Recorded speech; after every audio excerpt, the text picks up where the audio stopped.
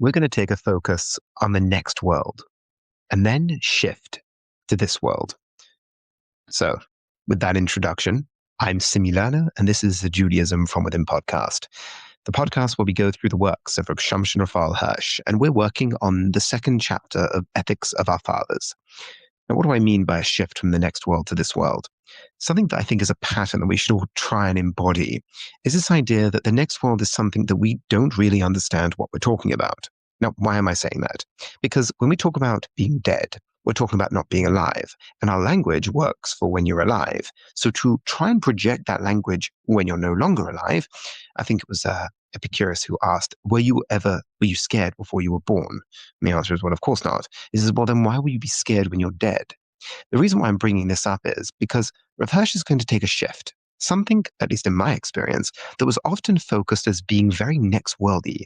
He's going to make it this-worldy. He's going to focus it onto this world. In a similar way, when he speaks at the beginning of Kol Yisrael Yeshlam Chelek Le'olam Haba, every Jew is entitled to a portion in the world to come, that's not only, or even mainly, when you're dead. Now, obviously, when a person is no longer with us and their soul departs, we are committed to the idea that there is an afterlife. But we don't know what that is because we've never been there. And been there, even that language doesn't make sense because being there, you need to be alive. So that meaning to go somewhere, you need to be alive. When you're no longer alive, it doesn't really make sense what it would mean to be somewhere. The reason why this is important is because Rav Hirsch points out there are two Olam Habas. The Olam Haba of the next, as in when we are no longer here, but also the Olam Haba of the kingdom of God. That sounds awfully Christian, but when we say the kingdom of God, we don't mean God will have a crown. We mean the world will be in recognition of HaKadosh Baruch Hu in this universal, peace-loving way where we will beat our swords into plowshares. What are the Nevi'im talking about? They're talking about a messianic vision. And that's what I want to focus on. Now, in the second chapter of Pirkei Avot, we obviously don't pick apart every point.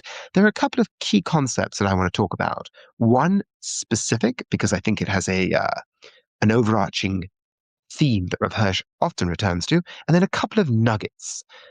Let's begin with the advice. Now, the advice of Chazal of how to live the good life, because it's quite tricky. Believe it or not, the world isn't an algorithm that you could just sort of plug in and be a good person. You've got to work at it. You've got to have certain ideas in mind and perspectives that allow you to navigate the life of virtue.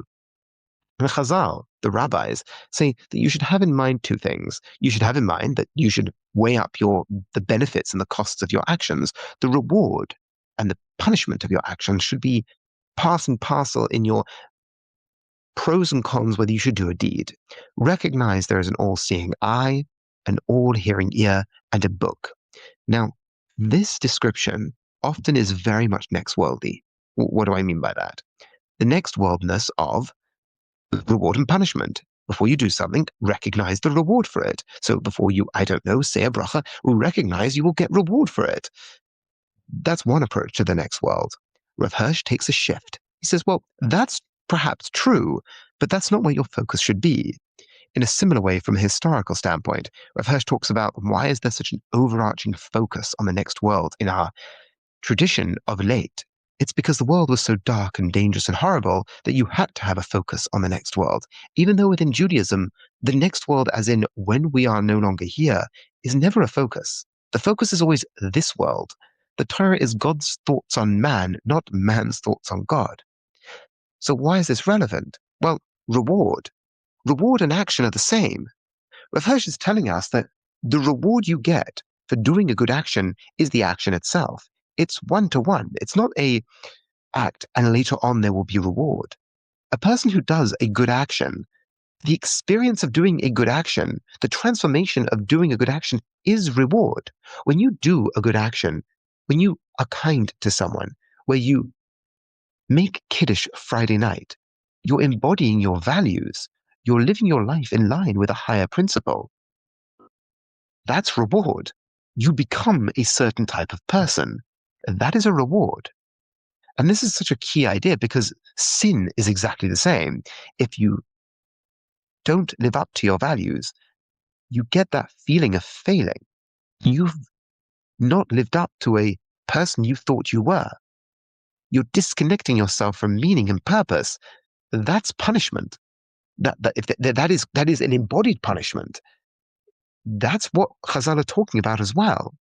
So when we say reward a person gets for living the good life or living their life in line with the expectations of the Almighty, and what is the reward for it? The reward for it is the action itself. You're living your life in line with higher purpose. And that's what they call schar mitzvah. The reward for a mitzvah is another mitzvah. And the same when it comes to a sin. But let's take the next metaphor. The next metaphor is a book. Remember that everything's written in a book.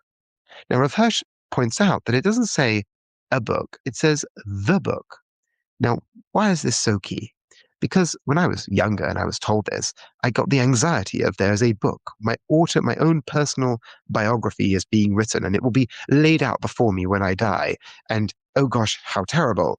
Rav Hirsch is like, no. In a similar way, when Moshe Rabbeinu said to God, blot me out of your book after the Jewish people had sinned. If you are not willing to forgive the Jewish people, blot me out of your book.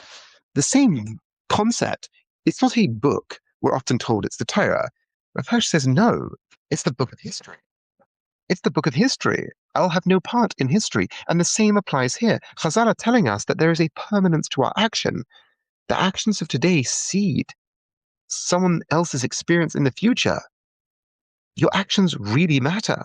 They matter in a cosmic sense. And there is an anxiety that comes along with that, but it's an anxiety that's bred through responsibility. What does it mean? There is a book that is being written. It's history. And you have a part to play in that. And your actions matter in the most absolute sense of the word. So we have this idea of reward. We have this idea of the book. Now Rav Hirsch focuses in on the individual. The focus on the individual is now, well, what do you do? And this is where we get the idea of derech eretz. Derech eretz in a specific context. Derech eretz in the context of getting a job.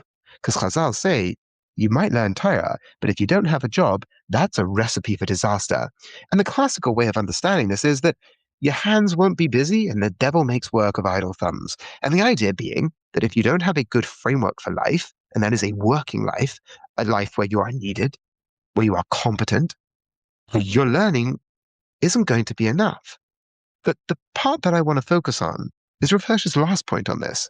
And what I want to call this the non-romanticization of poverty. There's this ideal, this image we often get of the wise man, the tzaddik, living in poverty. Rav Hirsch is like, what? Why is that a good thing? Poverty isn't a good thing. Poverty is a bad thing. We hope not to be poor, but not only because we want to buy things, but a person who's poor runs a greater risk of moral failure. People who lived the moral life while they were rich, when they're suddenly poor and their survival is at risk, that's when their morality disintegrates, because you feel justified.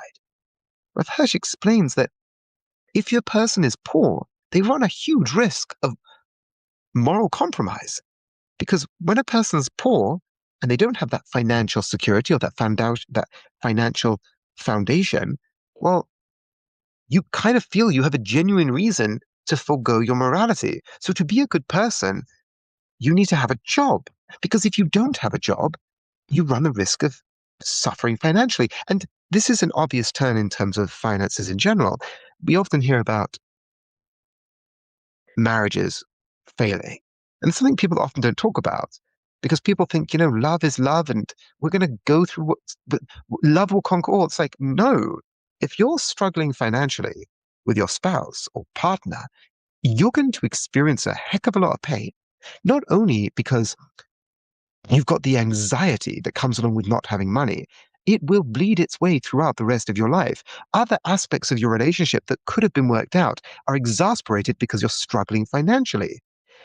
Financial struggle isn't only your inability to buy things, it bleeds out to other areas of your life. So Rav Hirsch is pointing out this idea of the spiritualization of poverty, or this sort of like heroism of poverty. It's like, no, poverty runs a risk of moral compromise, and you feel you're justified because survival is key. Hence, Chazal are telling us, to live the righteous life, you need a job, you need to have work. And I thought, well, it's just an interesting and obvious point to focus on, but that was never an angle I ever thought of. And we're going to end off with 3 areas that stand in the way of you being a good person: being an am haaretz, a ignorant person; timidity, your inability to learn; and lastly, patience is your inability to teach.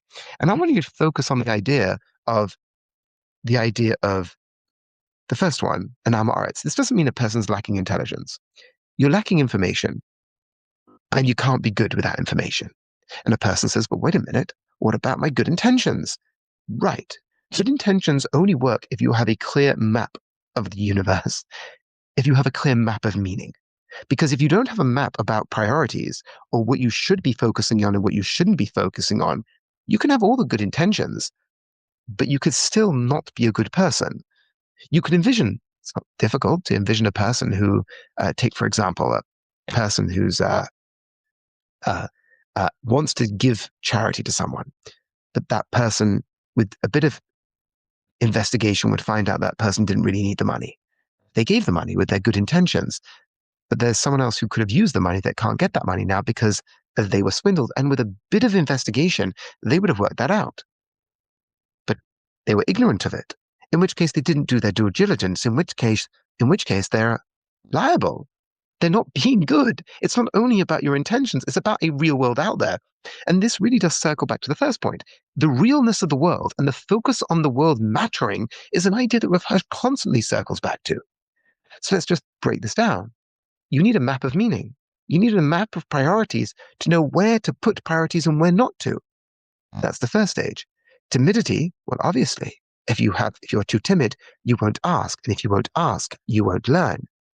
I had teachers that I would learn from, but when anybody would ask a question, there was a bite that came along with it, which is ironic because the end of the chapter in Pirkei Avot, it talks about the bite of a righteous man. But there was a bite and a hiss when you asked a question. Almost you felt silly to ask a question to this specific teacher. And there were people who liked that as a speculative sport because he was so smart. But you stopped asking him questions after your second question. It just wasn't worth it. So he didn't gain and you didn't gain. And the last point is patience. Clearly, a teacher needs patience. Because without patience, you're not going to be there for the student. You're just going to be preaching to them. Patience gives you time to focus on them and whether they get it or they don't get it. So let's recap. We spoke about at the beginning the idea of reward. And once again, a focus on this world, not to the denial of the next world, but the mattering is here. The second point is about the book. Like Moshe Rabbeinu, a book of history. Once again, it really mattering. And then we spoke about grounding it in derech eretz and getting a job, because once again, things really matter. Spiritualization of poverty or the romanticization of poverty doesn't help anybody. It undermines the moral will. And it's a challenge that we should do our best to have to avoid. Some people can't avoid it for no fault of their own. But when you can, you don't add to the tests. And then lastly, we spoke about what prevents a person from being a righteous individual and being am haaretz, being ignorant, not having a good map of reality means you can't prioritize. And if you can't prioritize,